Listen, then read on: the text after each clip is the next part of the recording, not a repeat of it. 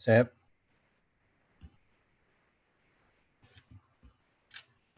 Hello. Oo.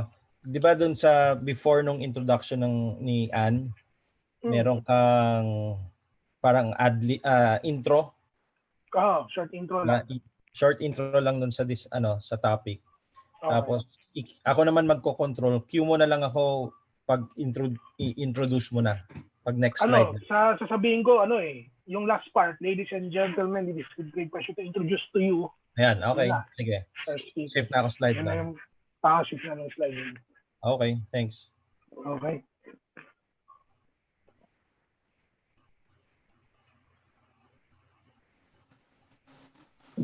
Dr. RJ, sabihan mo lang ako kung mag-umpisa na.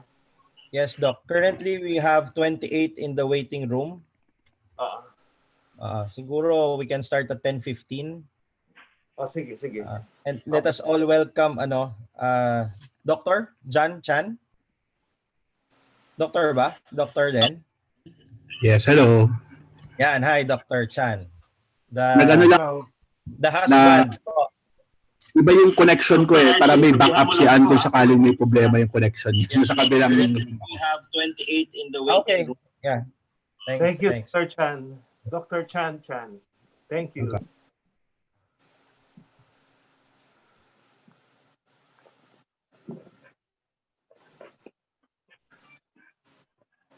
Kamusta kahapon? Ilan po yung participants? Yesterday, umabot ng 80. Wow. 80 participants. Madami namang lay na umattend. Nagkakaroon lang kami ng problem because may mga sumasabay na other webinars from the other societies saka reps eh. Hindi namin makontrol. Madaling mapagod, diminaw, sumakit ang katawan, nag-39 ka, sabi mo? Nawala ba ng pag-amoy, panlasa? Nawala ka ba ng pag-amoy, panlasa? Nagtae. Sa pamilya ba, meron ba nagkaroon ng karamdaman? Siguro sipon, lagnat, nakaso. Meron ka ba contact ng may COVID?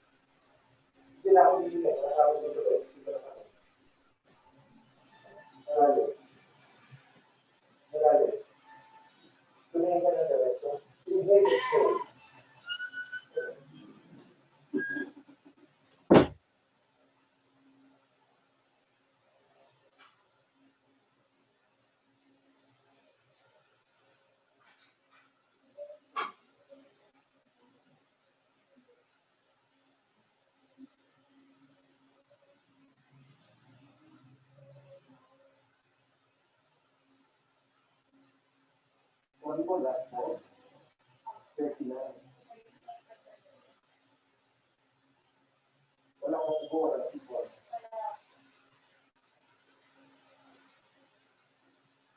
Ay, hindi mo kamusta.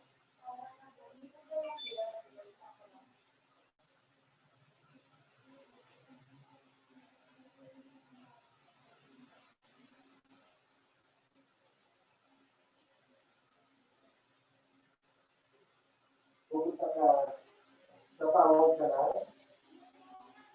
September 28, sabi mo sa amin kung kamusta ka. October 5, pumunta ka dito, meron ng quarantine certificate ka.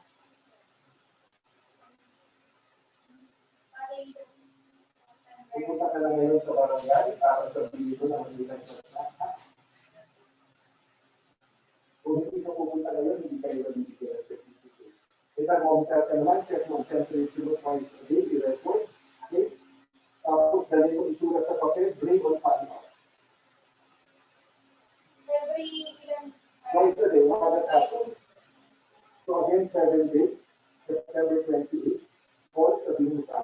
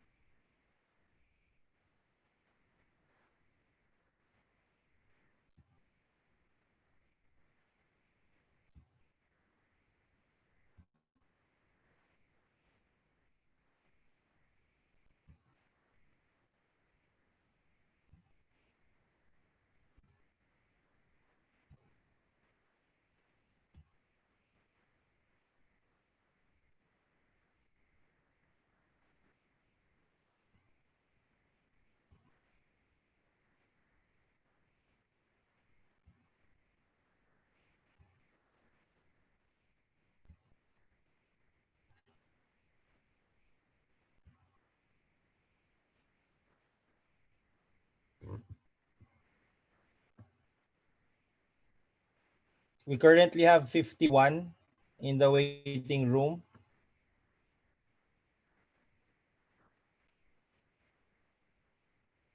Good morning, Dr. Ortin, Dr. Natividad, Dr. Mendoza. Good morning po.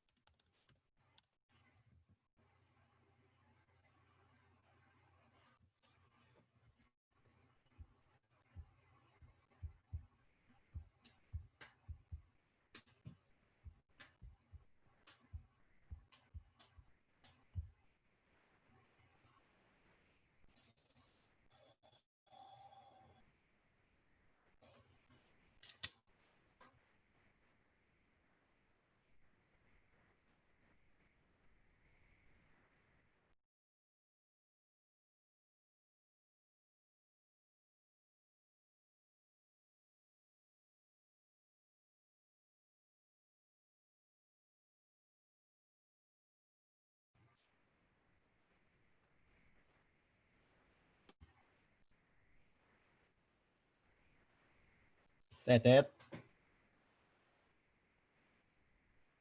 Yes. Tet. Yes, RJ. Pwedeng ikaw mag-read ng prayer. Okay. Ipa-flash Makikita. sa screen. Oo, yeah. Ipa-flash naman sa screen. Sige. Okay lang. Okay, thank you. We can admit people in 4 minutes. Yes, oo. Okay.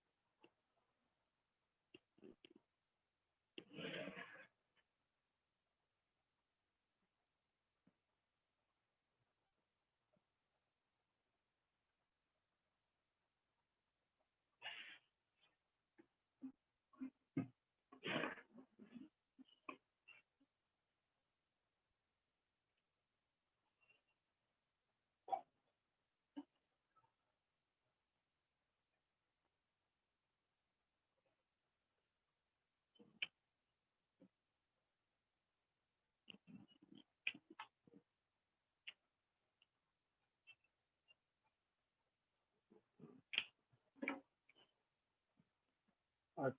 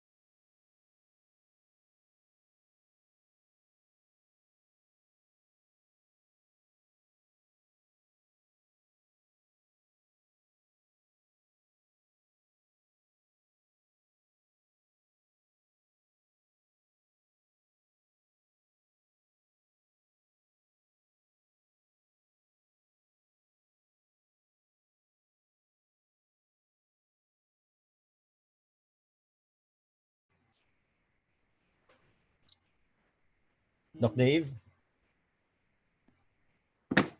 Hello? are we ready?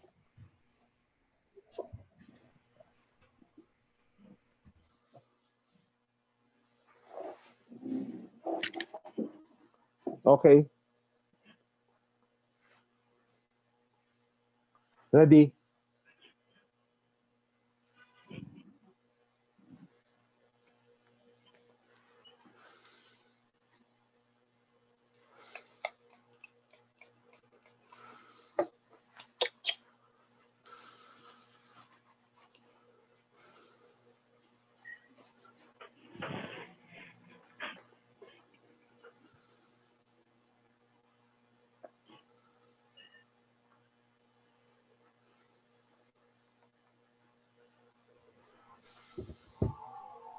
Admitting all na po.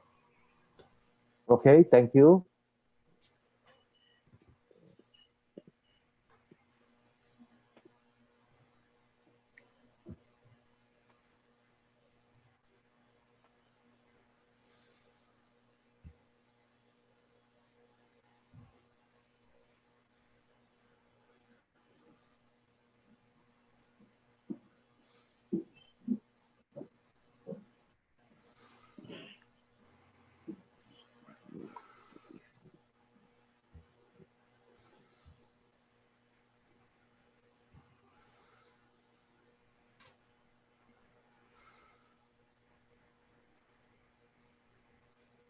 Okay, good morning everybody, and thank you for giving us a few moments of your time this morning for our second lay fora for this Medicine Week 2020. Before we start, we would like to ask you to bow your heads for our opening prayer to be led by Dr. Asian Briones.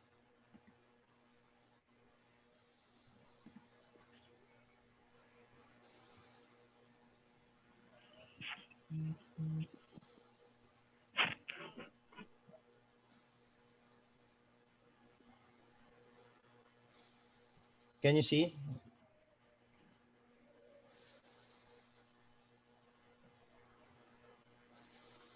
Dr. Asian, can you unmute your mic? Let us put ourselves in the presence of the Lord. Loving, ever-living, and compassionate God, you understand the pain of loss, the heartache of bereavement. May we hold in our hearts all those whose families or friends have died. You are a light that shines in the darkest times. Guide us and heal us in our sickness and sorrow. You comfort us in times of fear. May we comfort each other even as we keep apart. You console and lead us in times of doubt and confusion. May we follow the light of your love and spread hope. You move our hearts to acts of generosity. May we be led to share what we have with those in need. God of life, we thank you for the signs of your light in the midst of our darkness. May we be signs of your compassion in the heart of your world. Amen.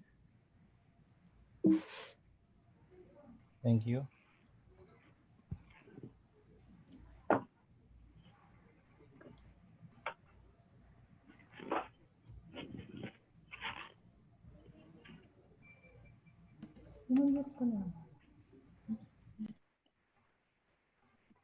Mga kababayan, ang pambansang awit ng Pilipinas.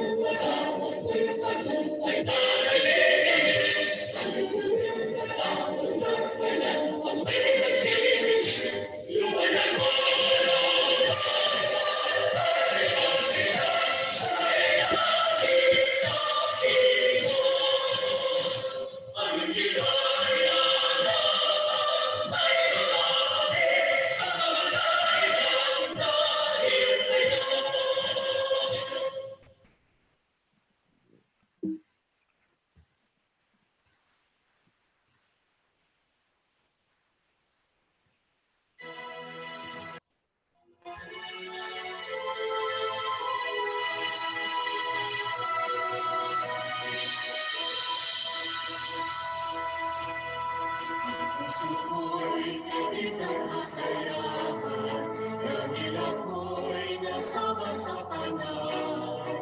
Ang lahat may kintumasan, magising at masigat. Kapisanan ay tunay ang damdamin, suliranin itong bayan kami. Idalangin natin ang tapat sa may kapal, ayuda sa lahat. Halik ng DMA, tayo ay mag-iwan. Matulungan, matulad ng bayan. Ang kailangan, ibigay sa kanan. Kalusugan at kasaganahan. Puso mo'y titig ng kasayangan, dahil ako'y kasama sa kanan. Ang lahat may gintong dasal, magising at masigat. Kapisanan ay kulay ang damdamin, suliranin itong bayan kami. Idalangin natin ang tapat sa may kapal, ay tunay sa lahat. Idalangin natin ang tapat sa may kapal, ay tunay sa lahat.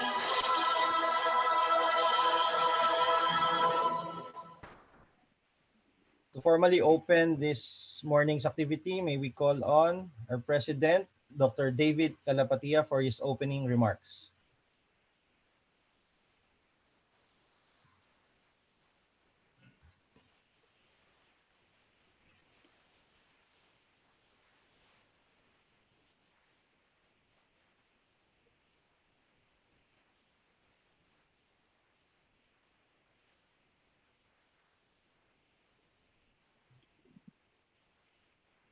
Parang nawala po ata si Dr. Calapatia.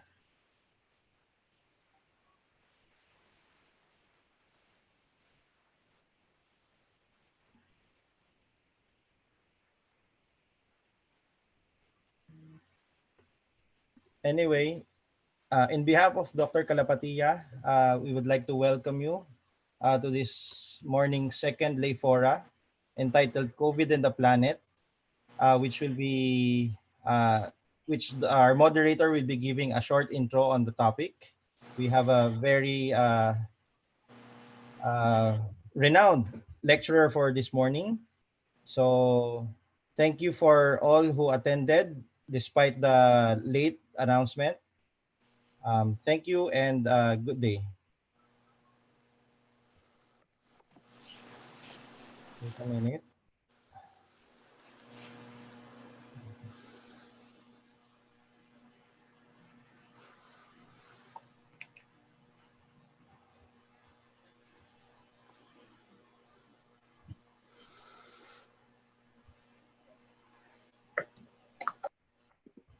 Okay.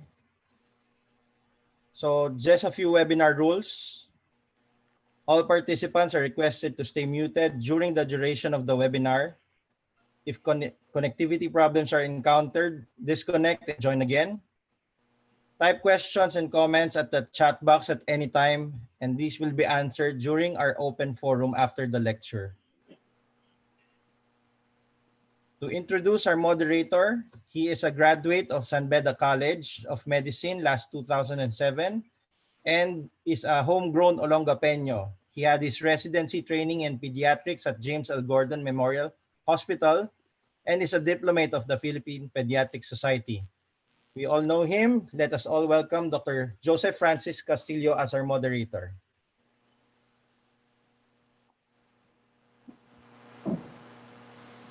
Thank you, Dr. Manzo, for the kind introduction. Again, good morning to our guests and colleagues present today. So the COVID-19 pandemic has had a significant impact on the lives of the people across the globe. And many measures were made to reduce the impact and to help combat this deadly disease. Our topic for today, COVID and the planet, will practice measures will not only save lives, it is with great pleasure to introduce to you our speaker for this morning. Next slide, please. So our speaker has had a residency training in internal medicine at the Chinese General Hospital and had her fellowship at infectious disease at the UP Philippine General Hospital. She is a fellow of the Philippine Society for Microbiology and Infectious Diseases, a member, residency training program, internal medicine, Chinese General Hospital, member, infection control committee of the same institution, and the chair for the HIV/AIDS core team, Chinese General Hospital.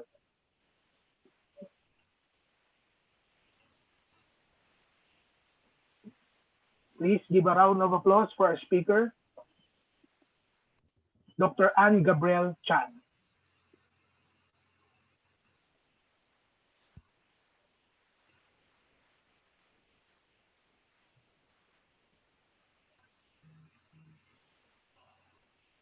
Good morning, everyone.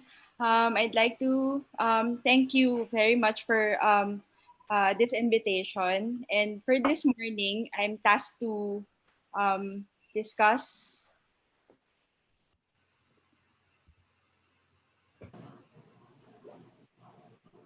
the effects of how we disinfect and dispose our waste during the time of COVID. So my presentation is entitled Lockdown Litter. I would try to simplify and make this parang concise lecture for everyone. So for today's learning objectives, I'd like to brush through some of the basics, the transmissibility of the SARS-CoV-2 virus, explore the effects of common disinfecting techniques employed in the household and environment, as well as in the healthcare setting. Apply the basic infection prevention control measures against transmission of COVID-19. Create an awareness of the potential environmental ill effects of disinfecting solutions and PPE equipment, yung mga PPEs natin, as well as the effects in humans. So as mentioned, I will run down lang the basics of the virus. So let me talk about the coronavirus in general. So coronaviruses are positive sense single-stranded RNA viruses. They are enveloped in a lipid bilayer containing the viral nucleocapsid. And if you would see the yellow portion, yung spike glycoprotein, and the pink one is the RNA and the N proteins. And it is encircled by the red layer, which is your lipid bilayer. And in general, as we speak, enveloped virus are less stable in the environment. And SARS-CoV-2 is a type of coronavirus and is the causative agent of COVID-19.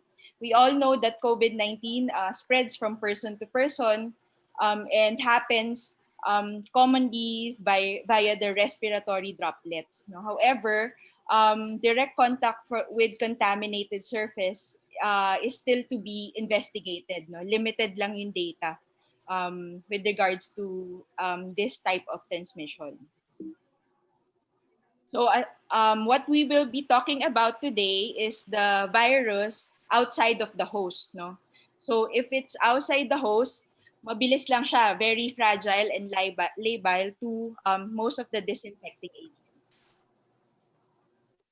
So since there are current evidences that suggest that these viruses may remain viable in surfaces, the New English Journal of Medicine did a study last April 2020 on aerosol and surfaces stability of SARS-CoV viruses.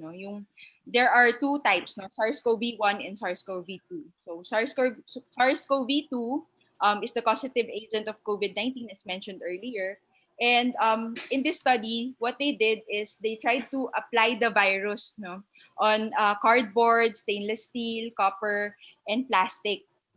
And they tried to maintain it on a certain temperature and humidity for a certain number of days. And the titer of aerosolized droplets and viable virus is expressed in 50% tissue cultured infectious dose, no, per liter of air. So that's how they measure the virus. And they found out that yes, the virus can be viable for up to 72 hours, no. And in some studies nga, they can remain there up to 9 days, no. And they found out that the longest viability would be on the stainless steel and plastic, no. So remember that in this study, these viruses are remain untreated, meaning iniwan talaga sila doon for the purpose of measuring kung hanggang kailan sila viable, meaning hindi rin sila tinreat with any disinfectant or any mechanical rubbing.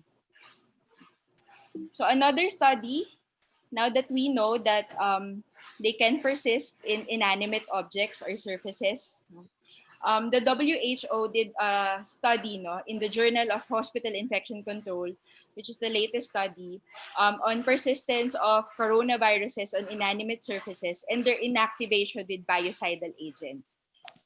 So let me orient you. No, this is the leftmost table would be your biocidal agent, followed by your concentration of the agent, the virus or the strain, as well as the exposure time to the biocidal agent, and reduction of viral infectivity.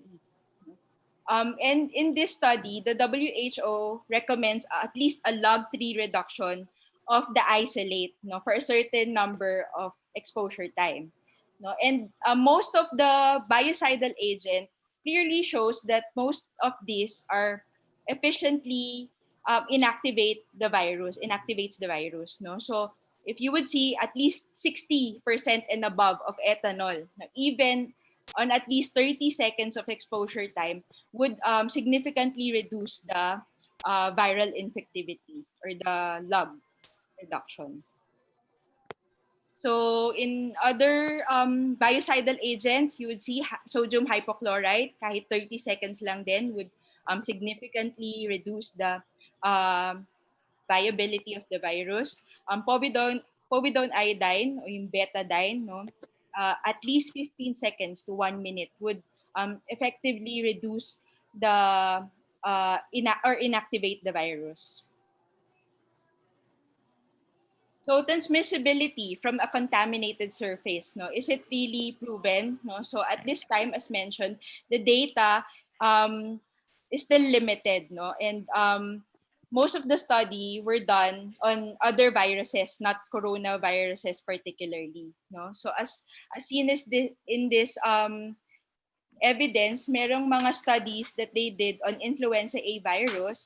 No, they found out that a contact of at least 5 seconds can transfer 31% of the viral load to the hands, while in para-influenza, a contact of 5 seconds can transfer 1.5% of the viral load to the hands. No, so mas mababa yung transfer efficiency of the para-influenza virus. But we have to also remember that these studies were done in an untreated virus, no, meaning yung virus on an inanimate object ay hindi sila tinreat with any biocidal agent. So this is an interesting study done also in the infection control in America. And they found out that in an observational study, most people would touch their face with their own hands on an average of 23 times per hour, with contact mostly on the skin, mouth, nose, and eyes. No? So if you would see, yan yung mga common portals of entry of the virus. No? And although the viral load of the coronaviruses on an inanimate surface is not known during an outbreak, it seems plausible to reduce the viral load on surfaces by disinfection, especially yung mga frequently touched or yung high touch surfaces that can harbor the highest viral load, no, as expected. So this is the basis why the WHO made this interim guidance for water, sanitation, hygiene, and waste management for COVID-19. And in these guidelines, they clearly emphasize na yung number one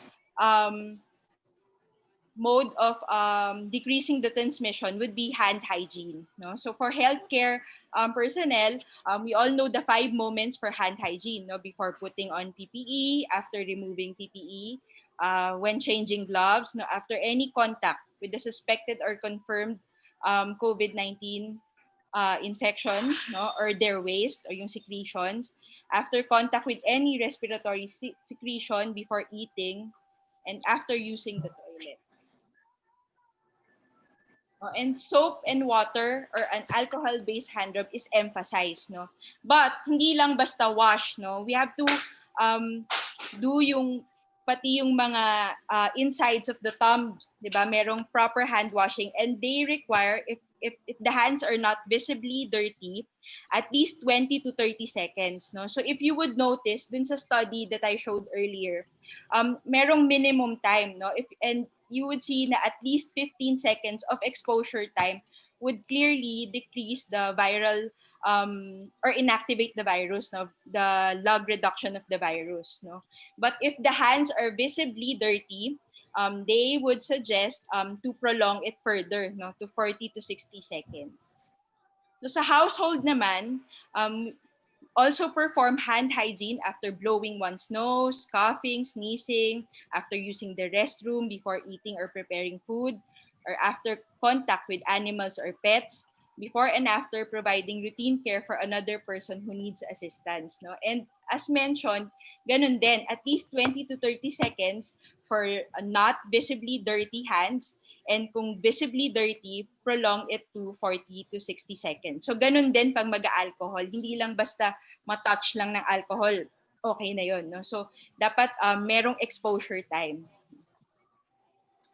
So I'd just like to emphasize the importance or significance of using hand soap and water, no, for hand hygiene, no? And in this diagram, it clearly shows that in the soap molecules, there's a hydrophilic head and hydrophobic tail, no? And yung hydrophobic tail would be the one to destroy the very fragile lipid bilayer, no, and would be able to disintegrate or denature the proteins and parang destroy the virus into fragments, no? And the micelles will be washed away with running water.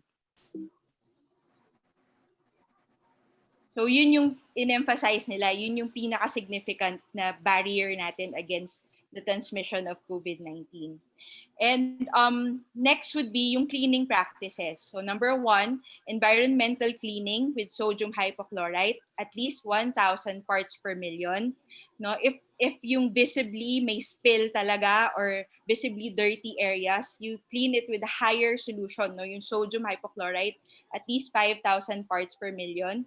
And interestingly, they mentioned adjunct treatments lang, such as hydrogen peroxide vapor, UV and HEPA filters can be used, no, as an adjunct treatment. And toilets and handling of excreta must be cleaned with detergent and water. You can also put chlorine solution and then rinse it again with clean water. And as mentioned earlier, you can also do hand hygiene, no, and use PPE when we use this biocidal agents. And lastly, the WHO recommends 70%, at least 70% ethyl alcohol to disinfect small areas, but with bigger surface area, they recommend sodium hypochlorite, 1,000 to 5,000 parts per million. So how do we do the household bleach solution? No? So yun yung mga suggested dose nila. No? So for 5,000 parts per million, you can add 1/4 cup to 2 and 1/4 cups of water. And for 1,000, syempre mas mababa yung concentration in a higher dilution of water. What about our laundry? So all individuals dealing with soil bedding, towels, or clothes from patients with COVID-19 should wear PPE. No? So bag, no sorting. But I think kung sa household, very important to note that machine washed or using warm water at least 60 to 90 degrees Celsius, no, can kill the virus already. No? So you can soak your linens in hot water and detergent, no, so no need, kung nasa household, no need to use chlorine. And the recommended exposure time would be at least 30 minutes, but some would do at least 24 hours na nakababa dun before they rinse and dry. So these are the recommendations from the WHO. So what about the CDC? So we also follow the Center for Disease Control and Prevention guidelines, no? And basically almost the same recommendations, no? And they just emphasize na for community members, we practice routine cleaning of frequently touched surfaces, no? So yung mga tables, doorknobs, light switches, minsan yan pa yung nakakalimutan nating linisin, no? Especially yung electronics, yung cellphones, iPads, no? Or yung keypads. Yun yung mga dapat i-wipe natin regularly. No? So consider precautions when applying the product. No? You have to wear gloves or make sure that you have good ventilation. Kasi baka spray kayo ng spray ng Lysol tapos pangit pala yung ventilation and it could cause harmful effects to humans, especially sa children. So for electronics, as mentioned, you follow the manufacturer's instruction for all cleaning and disinfection products. And you can use alcohol-based wipes or spray, no, containing at least 70% alcohol to disinfect touch screens. But they recommend to dry surfaces thoroughly to avoid pooling of liquids, no, for these electronics. So as mentioned, they did not not recommend, but they said that you can also use adjunct treatments such as UV devices, HEPA filters, or ionizers. No? They can also be helpful. So going back to the introduction earlier, remember that the coronavirus is a positive single-stranded RNA. It has a lipid bilayer, no, and it is very labile to biocidal agents, no, as long as it is outside the host, no? So nasa inanimate objects, no? So with this principle, yung general principle kasi would be the bacterial spores followed by the mycobacteria, yung TB, no? And non-lipid or small viruses followed by the fungi and vegetative bacteria. And if you would notice, the lipid or the medium-sized viruses, such as the coronaviruses, is the one at the bottom, no? Meaning they are the least resistant microorganism on the scale of descending order of resistance. No? Ibig sabihin, sila yung pinaka labile or susceptible to disinfecting agent as well as the adjunct treatment such as yung mga filters and UV light. No? So in this interim guidelines as well, entitled Enforcement Policy for Sterilizers, Disinfectant Devices, and Air Purifiers During the Coronavirus Disease Public Health Emergency, they inferred, no, so it can be generally inferred that the sterilization and disinfection should minimize the viability of these coronaviruses, no, being the least resistant microorganism. No? So wala pa talagang evidence-based, no, yung mga studies na ginawa yung studies on SARS-CoV itself, no. So marami ginawa sa mga bacteria, mycobacteria, and other viruses, no. And following that principle, they parang conclude lang from there that these coronaviruses are susceptible to biocidal agents as well as sterilizers and devices. So number one, no, as mentioned, yung HEPA filter, no, high efficiency particulate air filters, no. So in this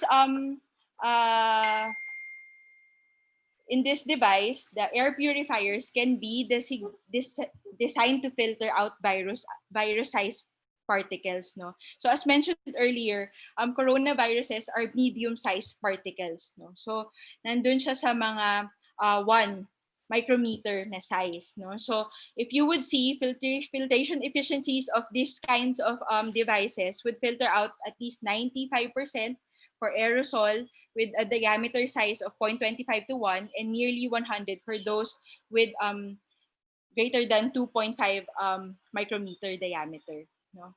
And in this device, we have to make sure lang kasi may statement dito na you have to consider time, distance, maximum area over which the device has been evaluated. And we have to measure the CADR or clean air delivery rate, no, for a certain device. Kasi meron yan compatible lang for this kind of square meter, ganyan. So we have to take note, no? Kasi or else if we use it, kunyari, hindi naman siya compatible in a certain size of the room, then parang false sense of security lang yon that you have the filter. So another device would be your UV light. This works with the principle of denaturing the proteins. No? So if you would remember earlier, I showed you the structural picture of the coronavirus. No? It's made up of proteins. No? Puro proteins yung layers niya, and it's easily denatured by UV filters. No? But the statement there also, they reminded that you have to consider time, distance, maximum area over which the device should be evaluated for effectiveness. And these devices are adjuncts only, not replacement to the standard treatment or infection control practices. So you have to remember also yung hazard warning label. No? So in this device, dapat walang other person in the room when you're using this device.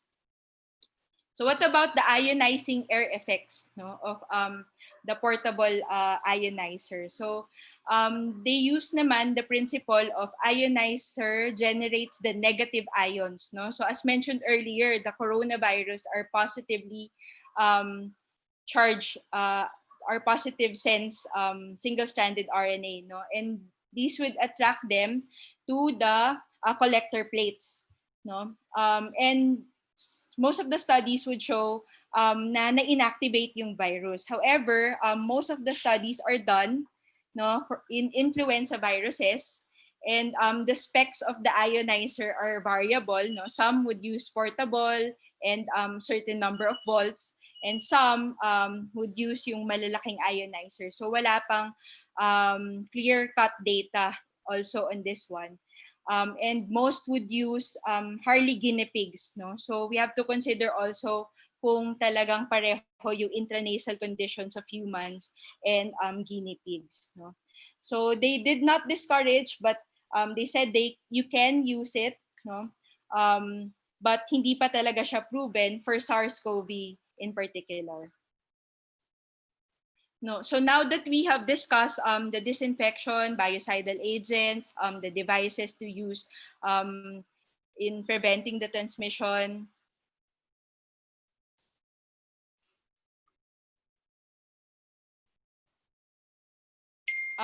we would now see the environmental concerns. No, so sabi nga nila system change, not climate change. No, and in this recent headline, no, the Philippines, the medical waste in the Philippines has piled up, no, and actually they called parang plastic pandemic na daw to, not the COVID pandemic anymore, no, because the use of disposable masks, latex, nitrile gloves, and other PPEs made of plastic has a sudden increase, no, so nag-skyrocket din siya, as well as the coronavirus cases in the Philippines, no. So our environmentalists warned that the coronavirus pandemic threatens to exacerbate the proliferation of plastic waste, no, and it has been a major environmental problem in the Philippines even before the pandemic, no. So did you know that we have accounted for 60% of the plastic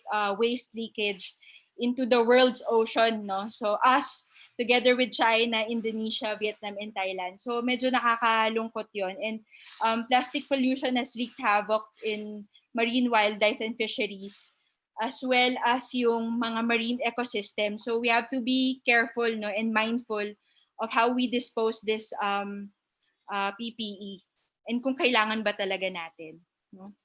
So how about the chemical impacts in fighting COVID-19? So majority, especially yung Lysol, Clorox wipes, you would notice most of them has the active ingredient of na quaternary ammonium. No? So as mentioned and was seen here, no, yung contact contains mixture of hydrogen peroxide, peroxyacetic acid, isopropanol. So all of them would eventually be converted to quaternary ammonium. And here, bleach kills the virus and anything that crosses its path. So whether it's viable or inanimate, papatayin niya yon, no? And it has really harmful effects, no? So in adults, most of the studies would show na significant exposure to quaternary ammonium would have a 24 to 32% increased risk of COPD, no, and 20% increased risk of infertility, no. So most of the studies were done in mice, but they showed that these showed weaker sperm and decreased ovulation in most of the study, no. So we all know that UV radiation exposure also causes skin cancer and cataract, no, in adults and in children. So sa children naman, when they're exposed to quaternary ammonium, 5% of childhood cancer and 30% would have childhood asthma. No, and as mentioned, childhood cancers are also common in significant UV radiation exposure. So as mentioned earlier, no, sa environment, when the bleach is released to organic matter, soil, water, or air, they would form organochlorine, no, compounds, which is very harmful to the marine and ecosystem and the mother nature. So can you imagine doing misting, no, directly to humans, no? So that's why hindi siya talaga ni-recommend because hindi naman kailangan, no, to be that parang OA or OC, yung pagiging OC. Kasi if you would see, going back to the pathophysiology of the transmissibility, hindi naman ganon natin mapapatay yung virus. No? So a few of my last slides, no? So waste management in the context of COVID-19. So in the recommendation, they stated that to use chemical sanitizers only when they are needed. No? So remember that what I've mentioned earlier are just adjunct treatments, no? But yung basics talaga is hand washing, no, with soap and water or alcohol-based hand rub. No? So include rinsing them with water, running water, and then dry them after. No? And also, kung kailangan talaga gumamit ng chemical sanitizers, use gloves, no, PPE to protect yung skin.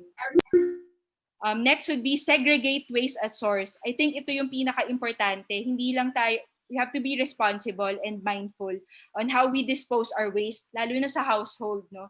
Hindi pwedeng tapon lang ng tapon. Kailangan i-segregate natin. We have to help yung mga trash collectors natin, no? Kasi mahirap din yung trabaho nila. Imagine having a needle prick, nagko-collect ka na nga lang ng waste, tapos na needle prick pa sila, pwede pa silang ma-infect ng mga ibang bloodborne diseases, no? So maging responsible tayo in segregating our waste, no? So proper handling, collection, transport, and storage. And ganun din, do we really need to use PPE? We have to ask ourselves, no? Kasi yung basic pa rin would efficiently remove the virus itself, no? So hand hygiene at all times. Use safe and environmentally sound treatment methods, no? For hospital waste, meron niyang centralized treatment facilities using autoclave, microwaves, and merong on-site chemical disinfection, no? And reminders to cut mask and other PPE, no? Because as we all know, no, there are reports that they are being illicitly resold now in the market, no? So kawawa yung mga mga less fortunate, dun nila binibenta, no? And follow routine disinfection and cleaning protocols for waste bins. No? So for household, actually yung waste generated in the community is treated as general waste, no? So that's why I'm saying kailangan maging mindful tayo and responsible in treating our waste, no? Kawawa rin yung mga trash collectors. We have to segregate properly. There's no need to treat this with disinfectants, no? Yung sinasabi kong sustainability and kung kailangan talaga natin mag-wear ng PPE. For those not exposed to parang healthcare setting, we can also use cloth mask, 'di ba? Mas recyclable, washable, hindi na natin kailangan i-dispose, no, or i-cut, no? And yung gloves, we have to think twice. Kailangan ba talaga nating mag-gloves when we do our groceries, 'di ba? Kasi when I do grocery, I would see people naka-gloves but they are frequently touching the parts of their face, no? So parang wala ring sense, no? And parang kasi dun sa mga observation, gloves would only give us a false sense of security.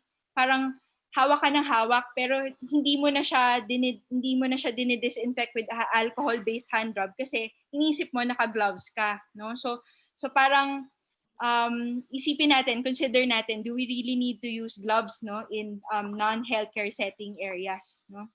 And consider sustainable solutions with long-term effects, no, and recycle as much as possible. So I will end this talk, no, to remind you that there are 4 major types to decrease the transmission of COVID-19.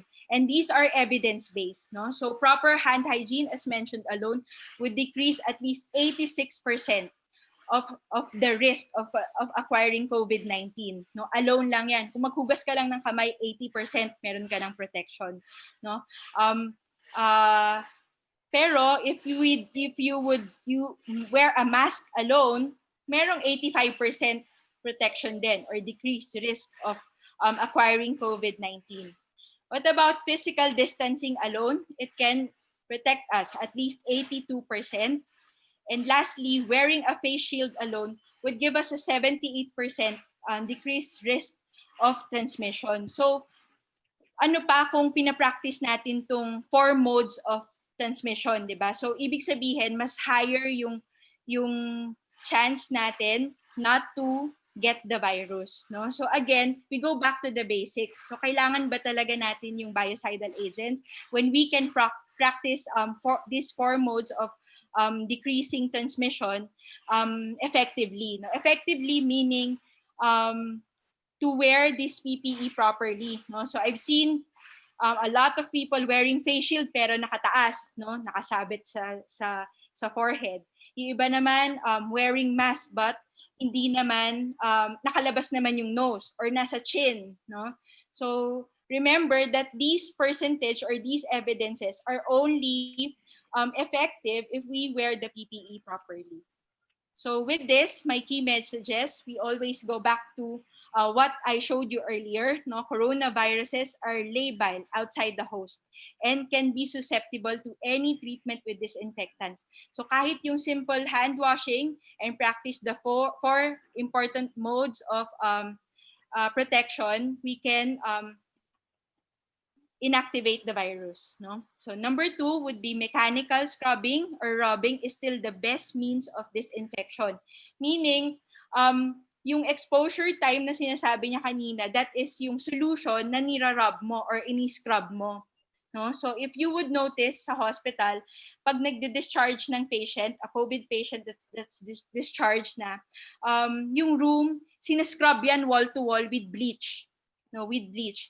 Scrubbing kasi it would disrupt or denature the proteins or the lipid barrier para makapag-penetrate yung mga biocidal agents sa virus itself, no? And then scrubbing at least 30 seconds, no? Pero I'm sure sa hospital mas matagal, no? And then yun lang yung time na gagamitin natin yung adjunct treatment after manual scrubbing, no? So, in-emphasize doon na kailangan linisan muna natin, i-wipes, bago natin gamitin yung mga devices natin such as UV or HEPA filters. No? So HEPA filters, UV, chemical disinfectants are only adjunct treatments. So important pa din na may manual scrubbing. No? So for example, pag uwi mo sa bahay, you have to clean first your face shield before you subject it to UV. No? Or before you put it sa room na may HEPA filter. Always go back to the basics. So we have to ask ourselves, kailangan ba talaga natin ng PPE o do we have to wear gloves in doing grocery o false sense of security lang ba yun? No? Kasi kung nag-gloves tayo, nag-wash ba tayo ng hands? Di ba minsan nakakalimutan na natin kasi inisip natin naka-gloves na tayo. No? So lastly, the use of disinfectants only when needed. No? So as mentioned, hindi kailangan ba nating mag-spray once in a while if we know that yung scrubbing naman and yung exposure time sa spray would effectively kill the virus even at one spray. No? So we have to consider sustainability and if we can recycle PPE as much as possible.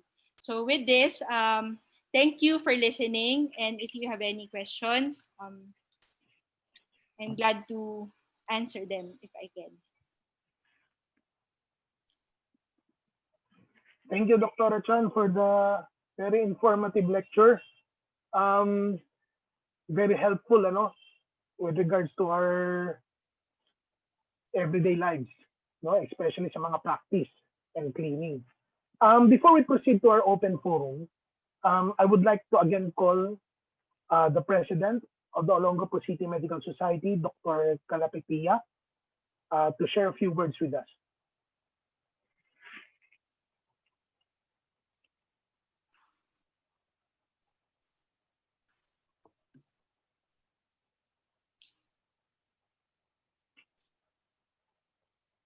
Dr. Kalapatiya.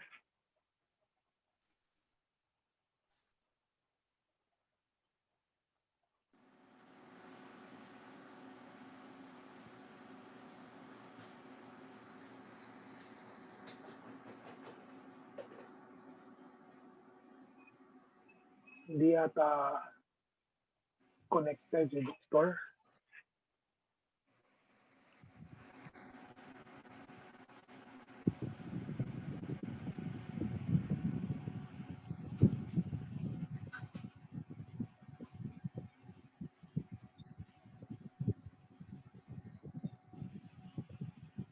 Dr. Kalapatiya, are you there?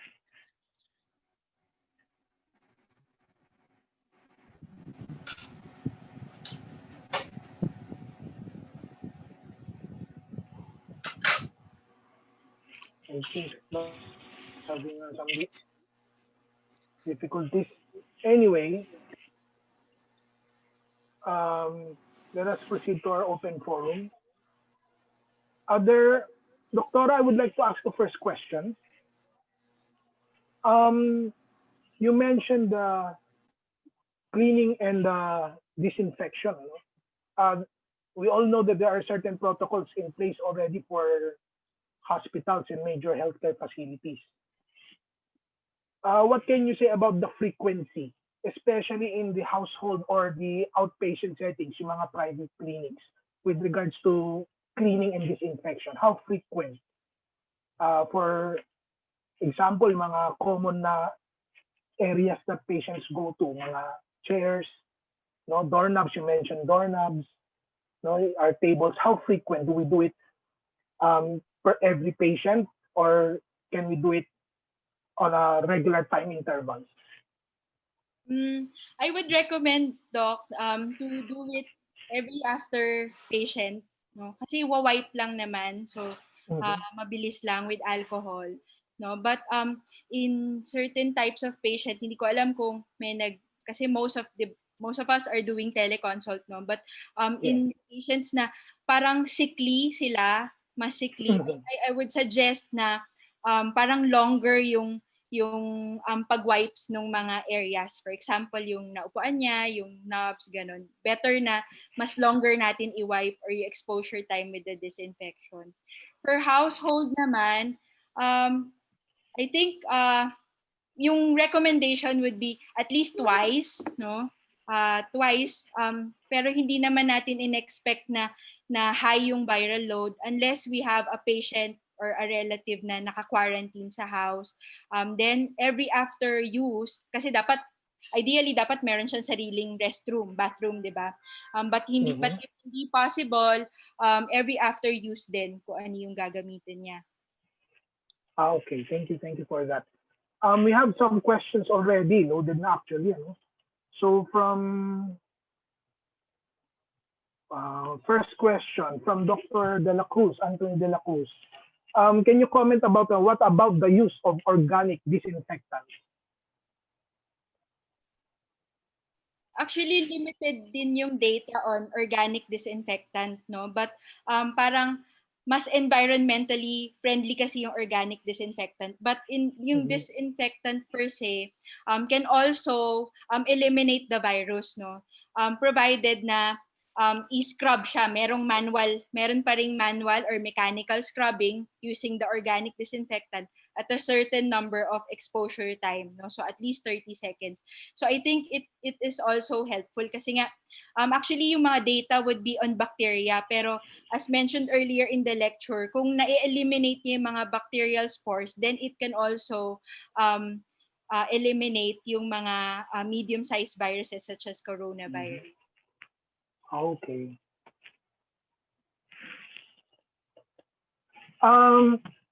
Another question here, is cloth mask enough to protect the wearer? And are there any recommendations for the type of cloth mask to be used?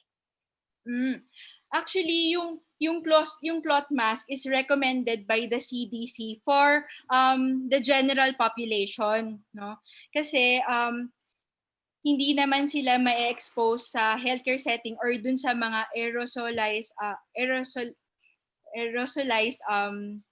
droplets ng patients, no? So if you are sa general public ka lang, then cloth mask is also very effective, no? Wala namang specific cloth to use, but they said that it can effectively decrease the risk as well of transmitting the virus, no? Pero pag nasa healthcare setting, ibang usapan 'yan, lalo na for intubated patients or other aerosolized generating procedure na mga gagawin sa patient, then ang recommendation is to use an N95.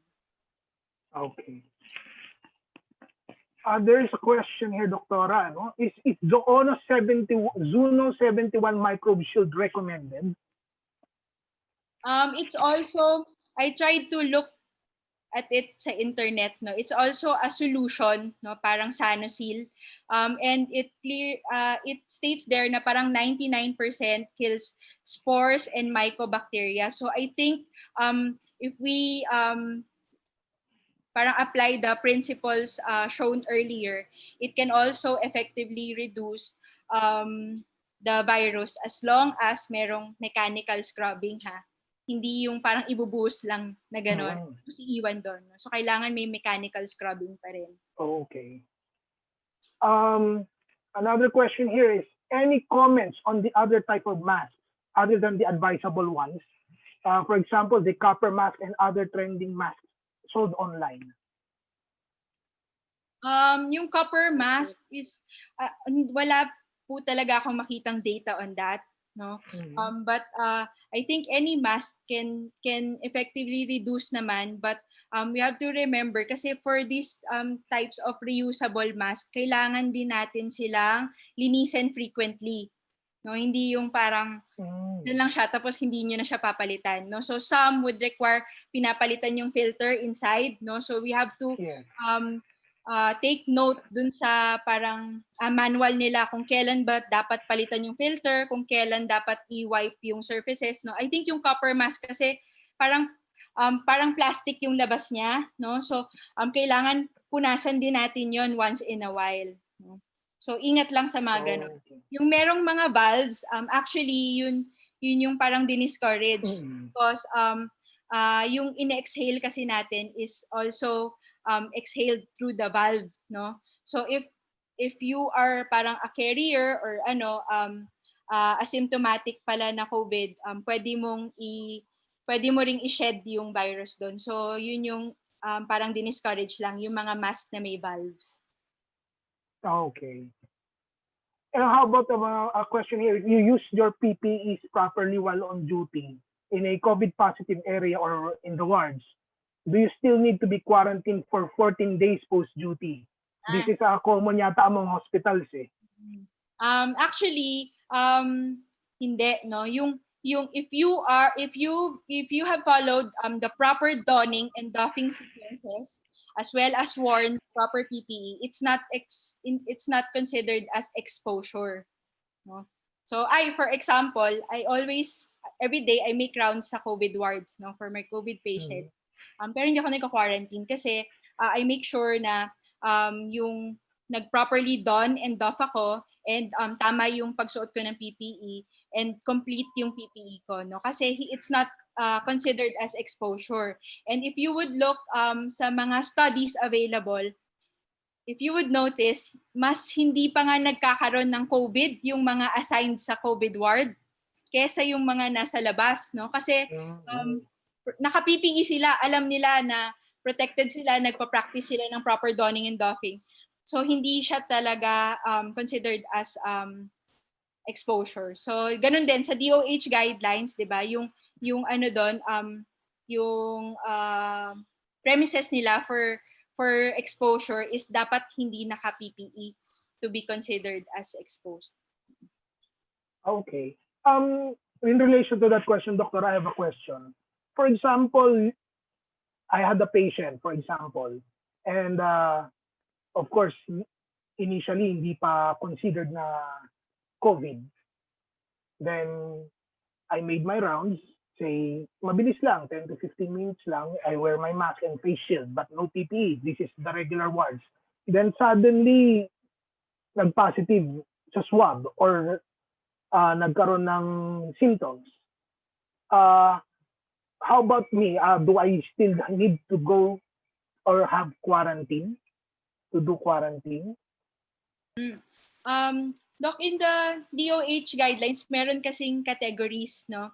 So I think important na may risk stratification or if low risk, moderate, or high risk of exposure. So I think ang pinaka-important right now is to advise all patients, whether may respiratory or wala na symptoms, to wear mask, no? Kasi if you are wearing a mask or face shield during your rounds and yung patient naka-mask siya, that's considered as low risk. So ibig sabihin, you don't need to do quarantine, but you observe kung meron kang mag-develop ka ng symptoms, that's the time na pwede kang mag-quarantine, no? And eventually, so I think if we impose na all patients should be should wear a mask, no, at all times, then malaki na yung ma-decrease natin agad dun sa risk stratification ng transmission or exposure. Okay, thank you. Another question here. Where does all our soiled and infectious waste go upon collection from hospitals by private companies? Would you know po if there is a centralized area where we treat and dispose of such infectious waste? Unfortunately, when I was doing this lecture, no, pangit yung natin waste management dito. Kaya nga tayo part ng 60% na contributor dun sa marine ecosystem natin na damage, no.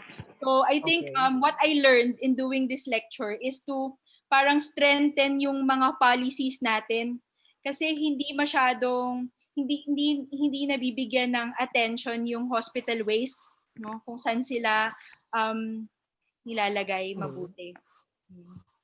Okay. One question here. Good morning, Doc. How about for workplaces? Shall we follow every 2 hours disinfection process?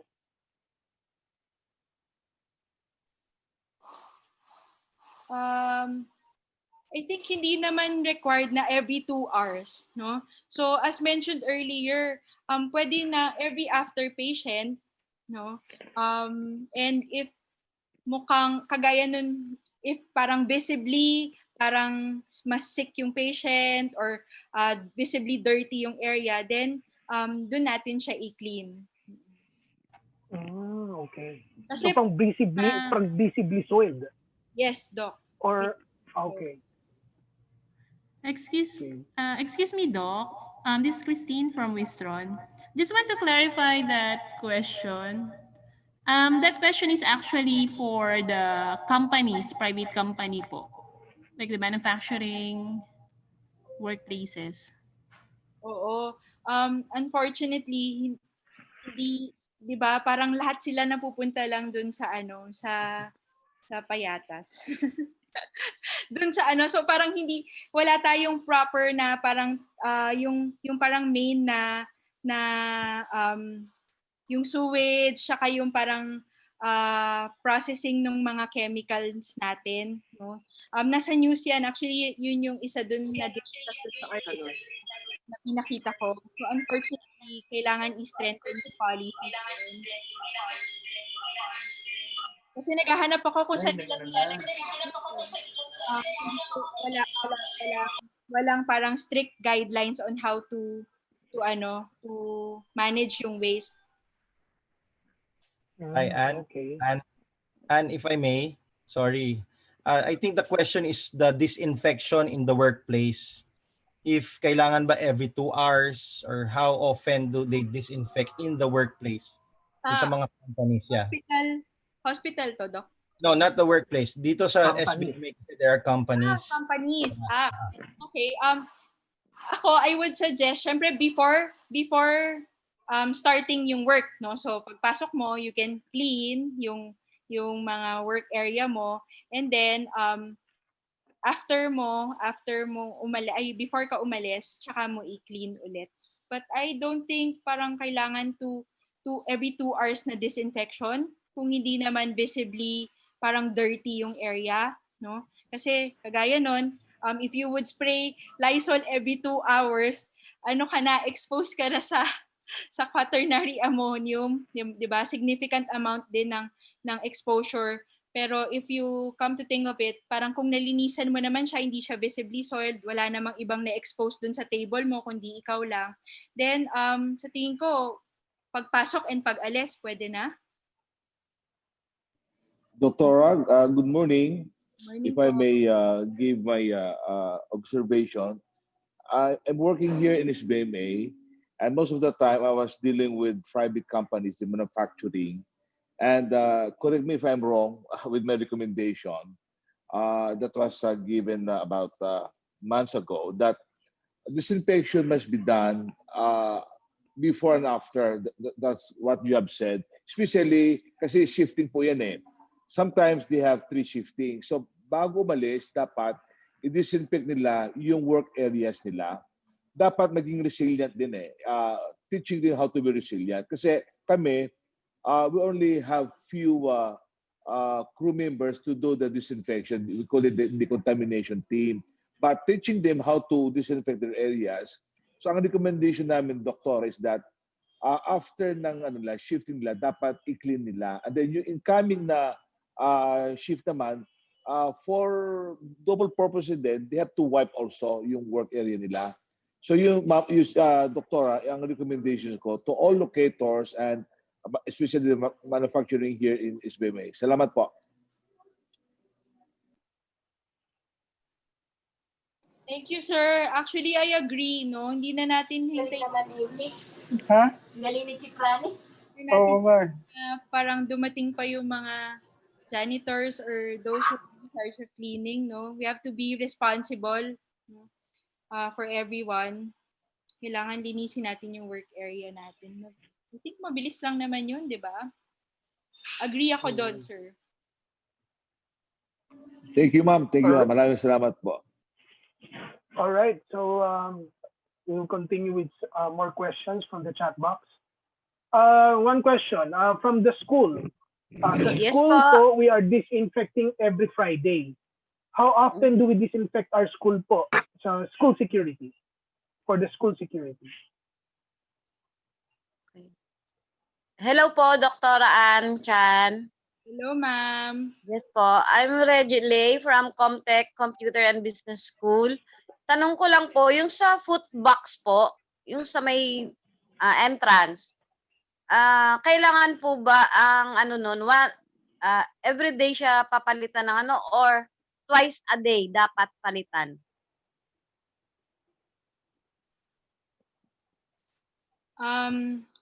Actually, yung foot bath is also parang an adjunct strategy, no? But yun nga nagkakaproblema kasi yung iba naglalagay ng foot bath pero hindi na pinapalitan forever simula nung nalagay doon, no? Nilalagyan lang ng bleach every time. So I think ang best recommendation is at least once a day malaban po yung nilalagyan ng bleach, no, yung rug na nilalagyan ng bleach, no. So at least once a day. Okay. Ibabad po siya sa warm water, no. We have seen evidences, no, na pag binabad siya sa warm water at least mga 60 degrees, no. And ibabad siya tapos tsaka siya i-rinse or laban after mga 30 minutes. Yun. So at least once a day malinisan po siya. Okay po, Doktora. Thank you. Welcome po.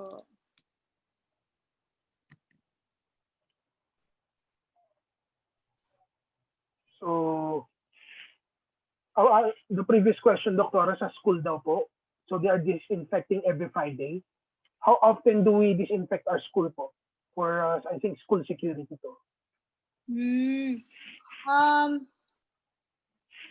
At a minimum, I think, sir, once a day. Paano ba yung disinfect na practices, disinfection practices sa school?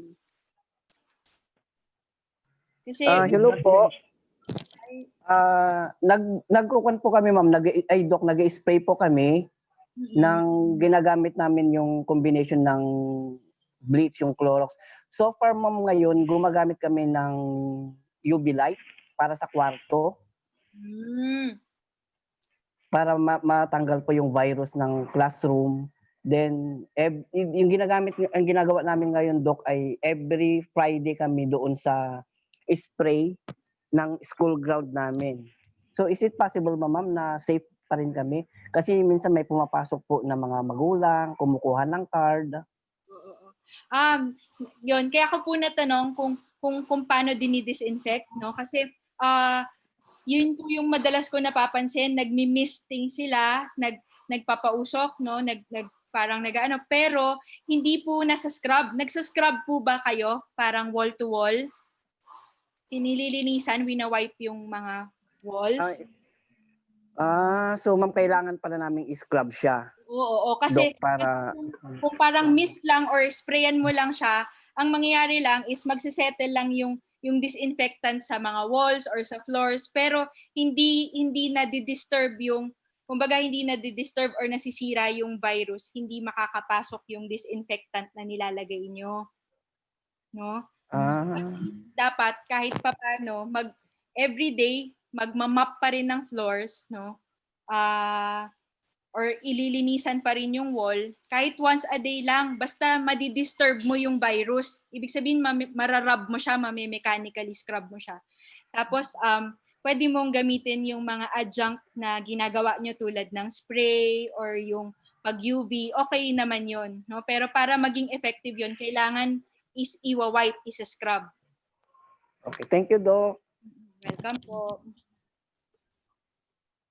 One question here po, Doktora. What's the recent evidence for KN95 compared to the N95 for healthcare workers? Is the lack of fit testing for KN95 crucial? Actually, yung ano kasi, sir, any N95, no, whether it's KN95 or N95, ang recommendation talaga is to have it fit tested, no? Kasi in some healthcare personnel, okay sa kanila yung KN95, nagpass sila sa fit testing, no? Yung iba naman hindi talaga, no? But we can also use them, effective pa rin naman sila. But I suggest if you are going to go into COVID wards directly, no, kailangan mas advisable na i-fit test talaga sila. No, pero kung sa hospital lang mag the daily rounds, okay pa din, may protection pa rin yung KN95 and N95 na hindi fit tested. All right. What about the toxicity of alcohol, as we tend to use it very often? Siguro sa ano po to, clinics or ano? Actually, nagulat din ako, yung isopropyl can also produce quaternary ammonium.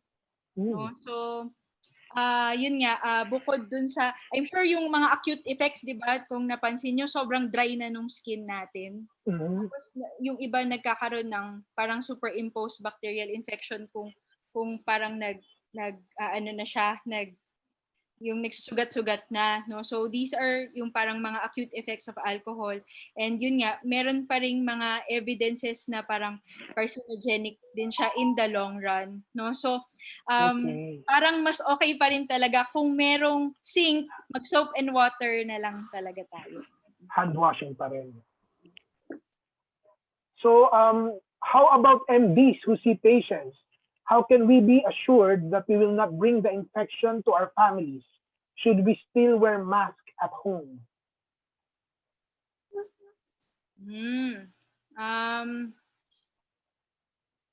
Hindi kasi natin ma-assure talaga that we're not going to bring the virus, but learning the parang basics of the virus, no? Somehow makakagawa tayo ng parang plan, no, kung paano tayo uwi. Like for me, every day hindi ka naliligo na po kami sa hospital, and before kami pumasok sa bahay, naliligo kami ulit, no? And all our laundry, yung mga scrub suits namin, I soak them in detergent and water for 24 hours before rinsing them. Yun. So, yun lang yung talagang wash ng buong katawan. So before mag-enter sa household, cleaning pa rin. High risk tayo dahil nasa healthcare setting. But I think yung simple lang na precaution would be, yun nga, to take a bath first before going sa room or inside the house, ganyan. Kasi yung washing itself can really eliminate the virus na. No? And yun nga, pag sa mga clothes naman, I soak them for 24 hours. Soap lang and detergent lang and water, walang chemical disinfectants. Okay. In the household setting with the healthcare workers in the family, would you advise regular disinfection with UVC and quaternary ammonium? Yung mga gamit, for example, yung mga face shields, respirators, you can use yung UV filters, no? In a separate room, of course, walang tao, no? After use. Ako ganun ginagawa ko. Yun. So I can recommend, but again, kailangan i-wipe muna lahat before natin i-subject to adjunct devices. Okay. Siguro we will only take a few more questions. The DOLE, sorry. There is a published study on betadine nasal spray as prophylaxis for nasopharyngeal infection. Can you comment on its use for COVID for healthcare workers? Actually, I saw yung study na yan. Pero mukhang plausible kasi if you would see the study that I showed earlier, yung betadine, no, yung povidone iodine can also inactivate the virus at a certain number of exposure time, no? So mukhang logical, baka mukhang pwede, no? But again, yung study kasi na yan is not for particularly not done sa SARS-CoV-2, no? So mukhang pwede if we would look na dun sa study that was shown earlier. Okay. I think that's ito. Meron kami nito eh. How effective are portable UV sterilizers? Last question na lang po. UV sterilizers. Portable. Yung mga napo-fold. Oo, Ano yan eh? Foldables? Oo, yun actually Doc, napansin ko rin yun, 'di ba? Makikita mo ibang tao parang yung mga grocery ganyan. But okay din sa akin yun, but remember kailangan i-wash din natin siya, no?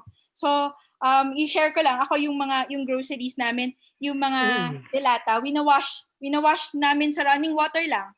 And then if you want, you can add UV, pwede mo sila i-UV after, 'di ba, kung gusto mo. Pero I think yung running water itself dahil may mechanical ano siya, washing na nararub, na scrub siya, parang okay na 'yon, no? So pwede nating gamitin yung mga adjunct na yan, yung mga portable ionizers, UV, but don't forget to mechanically scrub or rub them before subjecting to mga adjuncts. All right, thank you po. I think that's the last of the questions. So very important, mini-mention lagi ni Doktora, mechanical scrubbing. It's not enough na mag-i-spray ka lang, no? Kasi most of us ang ginagawa usually, actually common na nakikita mo sa mga daan, nag-i-spray lang sila. Pero yung act of wiping, scrubbing, actually lacking yun eh. Madalas nakikita natin hindi nagagawa. So if it's one thing, basics pa rin. So basic way of cleaning, wipe, no, spray, clean, then talagang mechanical scrub. So thank you very much, Doktora. I will turn you over now to Dr. RJ Manzo for any words. Before me, I think Dr. Calapatia is here again and back. And we hear a few words from our president, Dr. Calapatia. Good morning, everyone. Naririnig ako? Yes. Okay. So this is the 63rd Philippine Medical Association Medicine Week celebration with the theme Manggagamot, Mamamayan, Sama-samang Pagtugon sa Pandemya. So again, good morning colleagues, friends, and guests. Welcome to the third day of the Medicine Week celebration and also the third lecture that we, the OCMS officers, have lined up for you. For today, it's COVID and the planet, disinfection, sterilization, the use and reuse of PPE, and proper waste disposal. Our queries and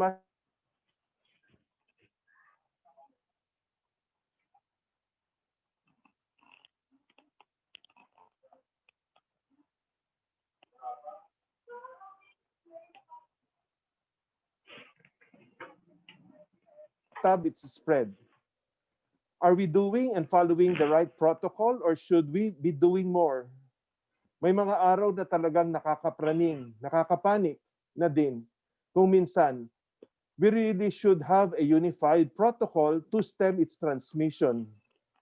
Again, maraming salamat and warm welcome to Dr. Anne Gabriel Chan for being here to enlighten us regarding the whys, the what and where, and how about the COVID-19.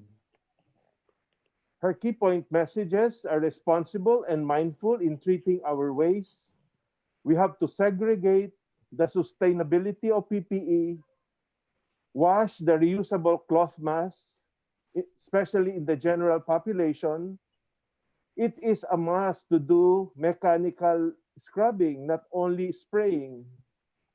The need to use and wear mask and face shield properly, and hand washing for 30 seconds. Again, let us study and learn more and heal as one. Thank you. Magandang umaga sa ating lahat. Thank you, Dr. Calapatia.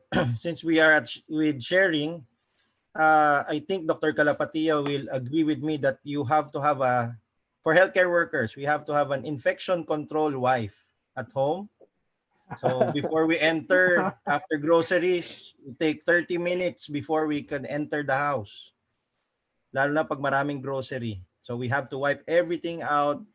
Important points is to really mechanical scrub your hands, your PPEs, and if you tend to like to use UV sterilizers. Yeah, nakapark sa harap ng bahay. So and as Dr. Chan mentioned, we have to go back to the basics. The virus will be eliminated with just simple hand washing with soap and water or alcohol-based solutions.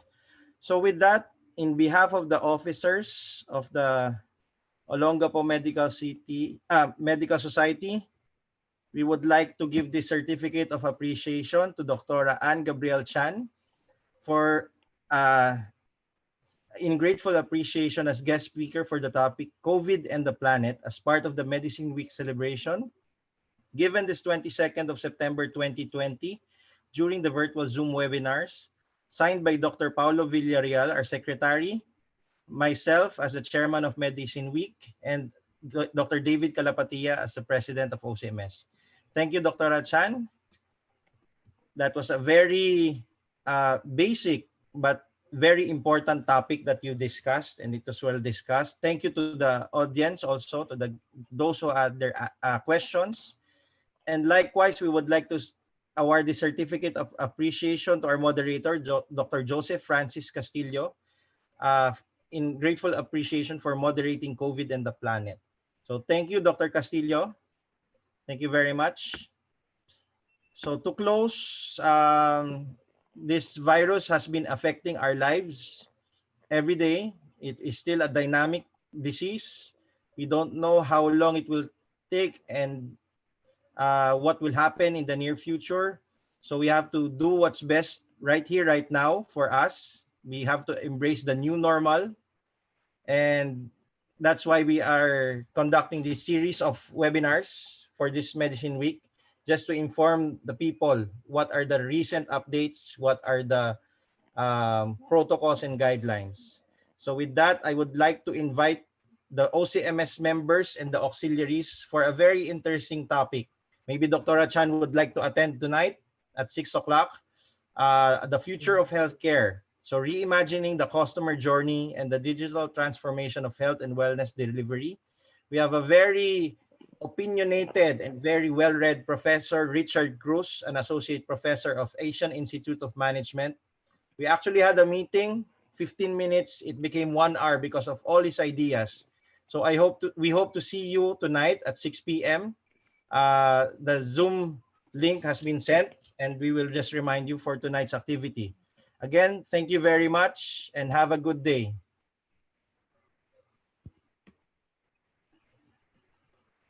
Magpipicture po ba, Doc? Yes.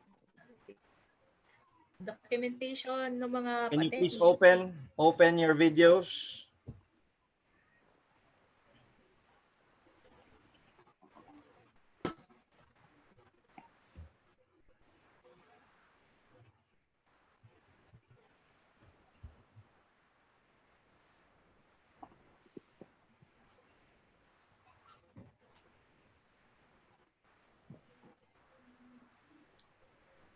See the picture?